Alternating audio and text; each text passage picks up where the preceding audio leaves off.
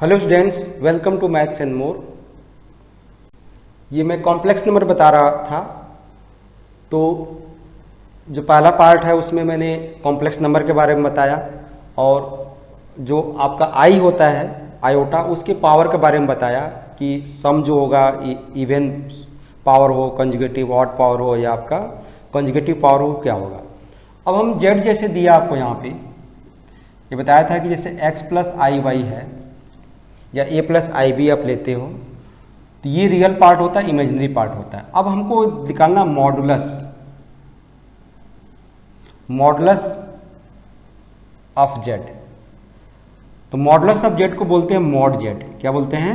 Mod Z, या इसको are से भी डिनोट करते हैं।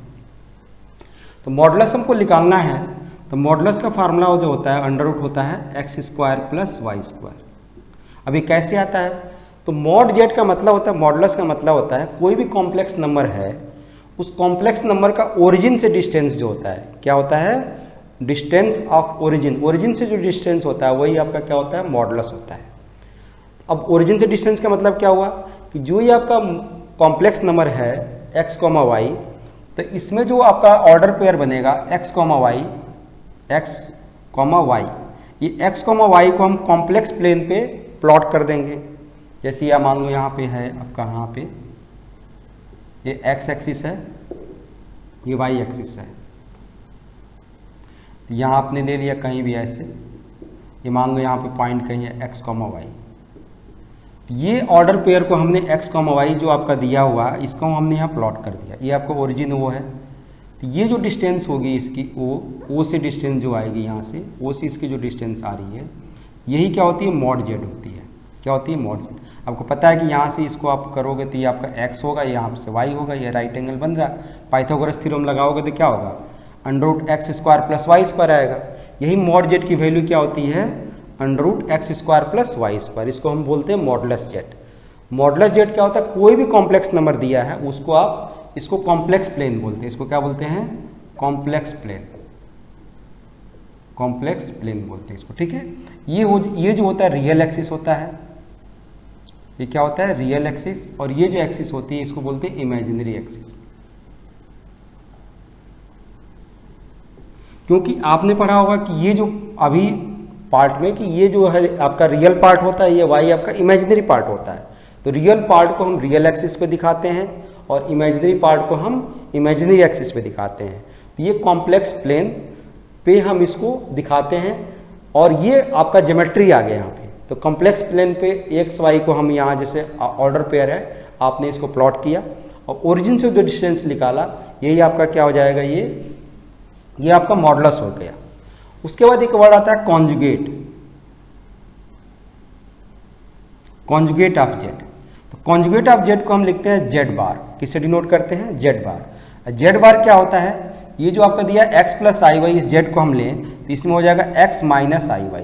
क्या हो जाएगा? x माइनस आई वाई। अब इस x माइनस वाई का, x माइनस आई वाई का आप यदि कॉम्प्लेक्स प्लेन में ऑर्डर पेयर निकालोगे तो क्या होगा? x कॉमा माइनस वाई हो गया, ये x कॉमा माइनस वाई। अब आपको पता है कि x कॉमा माइनस वाई यदि है तो ये आपका सिंपल यहाँ बनेगा, ये x कॉमा क्या हो गया? Minus y. तो ये जैसे मान लो आपने p लिया तो ये p डैश हो जाएगा। तो ये आप देख रहे हो कि ये जो x कॉमा माइनस वाई क्या है? ये मिरर इमेज है। क्या है? मिरर इमेज है आपका x एक्सिस पे। x एक्सिस को मिरर मानते हो तो ये इसकी क्या होती है? मिरर इमेज होती है। इट मीन्स क्या हुआ कि यहाँ पे यदि z है तो ये z बार यहाँ पे आएगा। ये कॉम्प्लेक्स नंबर यदि यहाँ पे है, इसको आपने यहाँ पे x, y दिखाया इसके ऑर्डर पेयर को, तो ये z बार का ऑर्डर पेयर यहाँ आएगा। इट मीन्स क्या हुआ कि कोई भी कॉम्प्लेक्स नंबर का कॉन्जुगेट जो होता है वो रियल एक्सिस पे एज ए मिरर का काम करती है। तो वो आपका क्या होता है? इमेज होता है। ये क्या होता है? आपका इमेज होता है। ये आपका मिरर का इसमें काम करता है। एक्स एक्सिस जो है real axis as a mirror का काम करता है, और ये आपका मिरर इमेज होती है। ये आपको क्लियर याद रखना चाहिए कि ये सब ग्राफ से यदि आप समझते हो ना किसी चीज़ को, तो ग्राफ से समझने की आखिर ये मॉड जेड क्या होता है, जेड बार क्या होता है, तो ग्राफ से समझते हो तो आगे एनडीए में या जेईई मेंस में या कंपटीशन में समझने में, क्वेश्चन को करने में बड़ी आसानी होती है। तो ये आपका क्या हो गया? जैसे हमने यहाँ जेड लिया, जेड इक्वल टू मान लो हमने लिया 3 + 4i। तो अब जेड बार जब निकालोगे तो इसमें क्या हो जाएगा? 3 - 4i। क्या हो जाएगा 3 माइनस 4i। केवल i का जो कंपोनेंट होगा उसी का साइन चेंज होगा, क्योंकि आप देख रहे हो रियल आपका सेम है, y का ही आपका साइन केवल चेंज हो रहा है, क्योंकि x एक्सिस पे है, y एक्सिस पे नहीं है। जैसे हमने यहाँ z ले लिया, सपोज करो z ले लिया -3 + 4i, तब आप z बार निकालोगे तो ये -3 तो ये रहेगा, इसी का साइन चेंज होगा -4i। ये नहीं कि इसका माइनस को हम यहाँ प्लस लिख देंगे, तो ये आपको ध्यान रखना है। क्लियर? ये आपका क्या हो जाएगा, ये z बार हो गया, किसको बोलते हैं, कॉन्जुगेट बोलते हैं। ये दो चीज़ आपको समझ में आ गई, आपको मॉडुलस भी समझ में आ गया, ठीक है। उसके बाद से चीज़ क्या आती है इसमें कि कंपेयर करना। दो यदि आप यहाँ मान लो कि यह एक कोई है, इधर z1 है, इधर इक्वल टू z2 है। z1 को हम जैसे लिख लिया a1 + a ऐसे दे दो a + bi, और इसको लिए z2 को c + di, तो ये रियल के इक्वल हो जाएगा और इमेजिनरी के इक्वल होगा। इसका मतलब ये हुआ कि a की वैल्यू c के इक्वल हो जाएगी और b की वैल्यू जो होगी वो d के इक्वल हो जाएगी। ये मेरे ख्याल से अच्छी तरह आप लोगों को समझ में आ गया होगा कि दो आपके कॉम्प्लेक्स नंबर यदि इक्वल है तो रियल के इक्वल होगा, इमेजिनरी पार्ट के इक्वल होगा। अब दो नंबर को इसी को आपको ऐड करना हो, मान लो z1 + z2 निकालना हो, आपको क्या निकालना हो, z1 + z2। ये आपका z1 a + bi है और z2 c + di है, तो ये रियल को रियल में ऐड होंगे और इमेजिनरी को इमेजिनरी में ऐड कर देंगे। मैंने a प्लस क्या हो जाएगा c, एक ब्रैकेट में आएगा, रियल पार्ट हो गया, i यहाँ से कॉमन हो जाएगा तो b प्लस क्या जाएगा d, ये आपका i हो जाएगा। सिंपल है जैसे इसमें जोड़ना। उसी तरह माइनस भी करोगे तो रियल से रियल माइनस होगा, इमेजिनरी से इमेजिनरी माइनस होगा। उस तरह मल्टीप्लाई भी कर सकते हैं, उस तरह हम डिवाइड भी कर लेंगे। ये हो गया आपका कॉम्प्लेक्स नंबर का बेसिक। इसके बाद से एक चीज़ आती है इसमें कि कॉम्प्लेक्स नंबर को हम पोलर फॉर्म में कैसे लिखेंगे। तो उसमें दो चीज़ आता है, एक तो जैसे ये आपका दिया मॉडुलस तो आपको पता चल गया, एक आपका आता है वहाँ पे आर्गुमेंट। आर्गुमेंट क्या होता है, आर्गुमेंट क्या है कि ये यदि कॉम्प्लेक्स नंबर है यहाँ पे, तो ये एक्स एक्सिस से कितना ये एंगल बना रहा है थीटा, ये हमको आर्गुमेंट बोलते हैं। तो आर्गुमेंट जो होता है, इसको मैं मिटा के फिर से बता रहा हूँ उसको फ्रेश में, इसको आप लोग स्क्रीनशॉट लेना हो ले लो। जैसे z इक्वल टू मान लो आपको दिया है 1 + √3i, क्या दिया है 1 + √3i। अब इस कॉम्प्लेक्स नंबर का मॉडुलस हम निकाल लेंगे और इसका हमको आर्गुमेंट निकालना, या इसको एम्पलीट्यूड भी बोलते हैं। तो आर्गुमेंट निकालने के लिए होता क्या है, ये आपको मान लो ऐसे दिया है, तो आर्गुमेंट जो आता है वो आपका आता है थीटा। आर्गुमेंट को हम देखो, मॉडुलस तो समझ में आ गया, मॉड z आपकी वैल्यू √1 का स्क्वायर प्लस आपका √3 का स्क्वायर, इसको हम r से भी डिनोट करते हैं। तो ये हो जाएगा आपका 1 + 3, तो ये आपका हो गया 4, तो ये आपका 2 आ जाएगा, क्योंकि मॉड में है तो पॉजिटिव वैल्यू आएगी। क्लियर हो गया यहाँ पे। और ये ऐसे भी रूट की वैल्यू हम निकालते हैं तो 2 ही आती है। अब यहाँ हमको निकालना आर्गुमेंट। आर्गुमेंट को हम थीटा से डिनोट करते हैं, इसको एम्पलीट्यूड भी बोलते हैं। अब थीटा जो होता है, इसका रेंज जो होता है, थीटा का रेंज जो होता है वो -π से लेके आपका पाई के बीच आता है। क्या होता है, थीटा का रेंज -π से लेके पाई के बीच आता है। अब यहाँ पे क्या होगा कि यहाँ पे -π, इस साइड से आओगे तो क्या आएगा आपका पाई आएगा, और इस साइड से आओगे तो क्या आएगा -π आएगा। तो पाई आपका इंक्लूड है बट -π इंक्लूड नहीं है। मतलब इस साइड कोई नंबर आपका है, कोई भी इस पे, ये क्या रियल एक्सिस है, जैसे मान लो यहाँ पे -4 है, इसका आर्गुमेंट हमको निकालना हो तो ये आपका पाई आएगा, और इस साइड कोई है तो ये आपका 0 आएगा, इस साइड कोई है तो ये आपका क्या होगा π/2 आएगा। ये क्योंकि ये प्योरली इमेजिनरी एक्सिस है, और इस साइड है तो -π आएगा। जैसे मैं यहाँ लिख के बता देता हूँ, आप लोगों को समझ नहीं आया होगा तो। पहली चीज़ कि जैसे z दिया आपका यहाँ पे, z इक्वल टू दिया है x + iy। फिर से एक बार आर्गुमेंट के बारे में मैं समझा देता हूँ। आर्गुमेंट को हम थीटा बोलते हैं, इसका रेंज -π से पाई के बीच आता है, जो ये 4 क्वाड्रेंट, ऊपर से आपका पाई आएगा और नीचे से -π आएगा। कोई भी z equal to x + iy दिया हुआ है तो हम पहले अल्फ़ा निकालते हैं। क्या निकालते हैं, अल्फ़ा। अल्फ़ा की वैल्यू होती है mod y/x। क्या होती है, mod y/x। तो अल्फ़ा मतलब यहाँ tan अल्फ़ा आएगा, सॉरी अल्फ़ा मतलब क्या आएगा, यहाँ पे z equal to x + iy दिया है तो हम क्या निकालेंगे tan अल्फ़ा।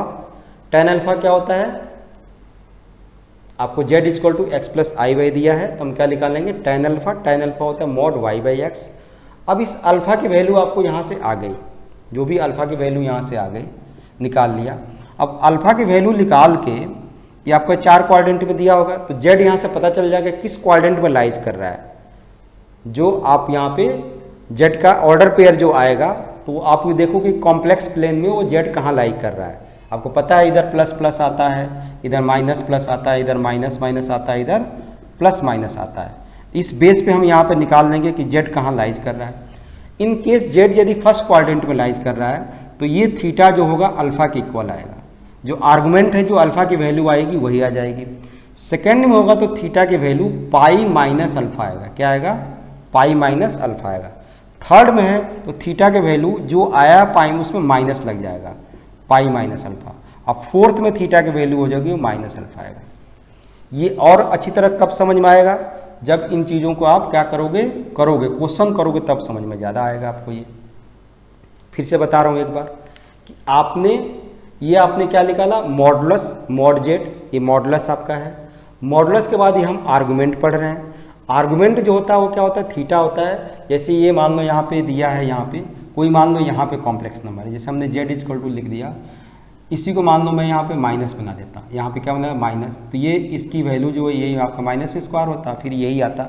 अब इसका आर्गुमेंट, तो ये जो इसका निकालोगे तो 1 कामा क्या होगा? -3।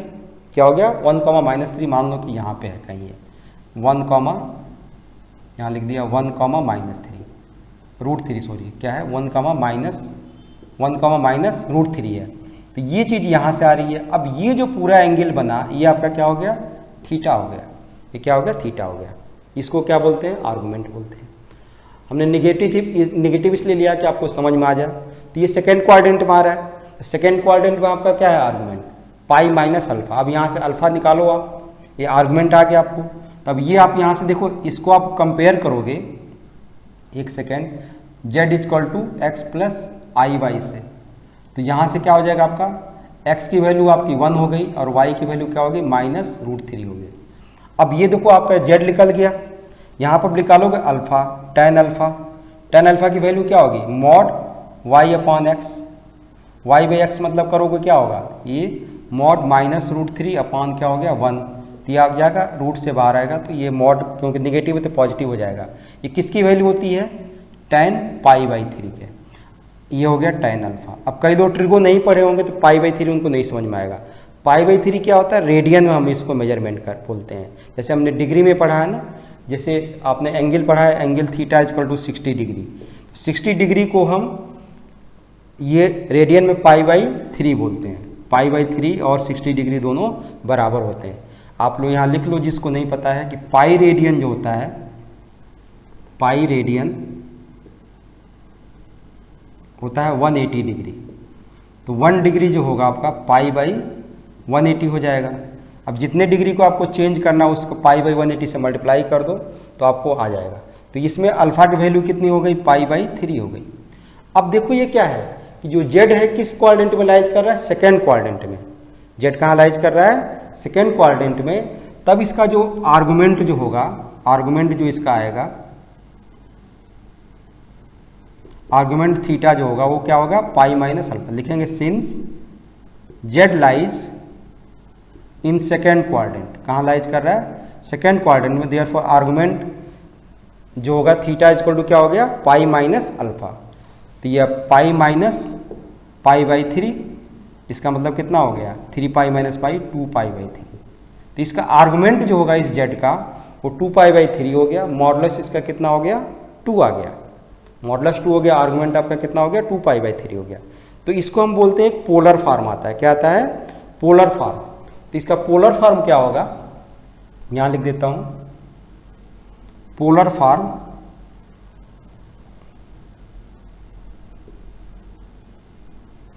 Form of z equal to होता है r cos theta plus i sin theta. क्या होता है? r cos theta plus i sin theta. तो अब ये जो क्वेश्चन आपको दिया था इस 1 -√3i, इसका पोलर फॉर्म आप लिखोगे। r की वैल्यू इसमें कितनी आई है? 2 आई है, तो यहाँ 2 आ जाएगा।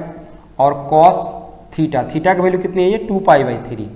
2 π/3 प्लस आई साइन 2π/3। ये आपका क्या हो गया, पोलर फॉर्म हो गया। क्या हो गया, ये पोलर फॉर्म हो गया। मेरे ख्याल से अच्छी तरह समझ में आ गया होगा आप लोगों को, यहाँ पे कोई दिक्कत नहीं आनी चाहिए, यहाँ पे कोई दिक्कत नहीं आनी चाहिए। ये क्या था, आपका पोलर फॉर्म था। तो ये सारा कॉन्सेप्ट इसमें आपका कवर हो गया। आपने बेसिक जो है कॉम्प्लेक्स नंबर के बारे में पढ़ लिया। पहला पार्ट आपने यदि नहीं देखा तो उसको ध्यान से देख लो, उसमें आयोटा के पावर के बारे में डिटेल पढ़ाया है मैंने। उसके बाद से इस वाले में मॉडुलस बताया आपको, कॉन्जुगेट बताया, और फिर से आर्गुमेंट बताया, इसको एम्पलीट्यूड भी बोलते हैं, और फिर उसके बाद पोलर फॉर्म बताया। और ये आर्गुमेंट प्लेन पे कैसे इसको हम डिनोट करेंगे ये भी बता दिया। इसको मिटा दोगे तो ये पूरा आपको ये पता चल गया कि ये हम इसको कैसे हम इसको यहाँ पे डिनोट कर रहे हैं। ये जेड जो था आपका, ये आपका जेड जो दिया था यहाँ पे, यहाँ लिख दो साफ साफ, ये 1, -√3। ये जो आपका दिया है जेड, इसको हम यहाँ पे डिनोट कर रहे हैं। ये आपका इसका आर्गुमेंट है। ये एक्स एक्सिस है, ये आपका वाई एक्सिस है, वाई डैश, ये आपका क्या हो गया, एक्स डैश लिख सकते हो। ये आपको ये मैंने आर्गुमेंट के लिए बताया था कि इसका रेंज जो होता है -π से π के बीच होता है, पाई इंक्लूड होता है। तो यहाँ तक आपको अच्छी तरह समझ में आएगा, मतलब आ गया होगा, कोई दिक्कत नहीं आनी चाहिए। अगले वीडियो में मैं कुछ बुक्स के क्वेश्चंस लूँगा जो कि आपको अच्छी तरह समझ में और भी आ जाएगा।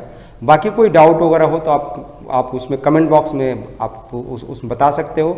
वीडियो यदि अच्छा लगा तो इसको लाइक कर दो, अपने फ्रेंडों में ज़्यादा से ज़्यादा शेयर कर दो। ये मेरा व्हाट्सएप नंबर है। ये ऐप पे मैथ्स एंड मोर को आप डाउनलोड कर सकते हो, और ये टेलीग्राम का ग्रुप है maths point, Ashok sir 11th maths. Okay, all the best, thanks.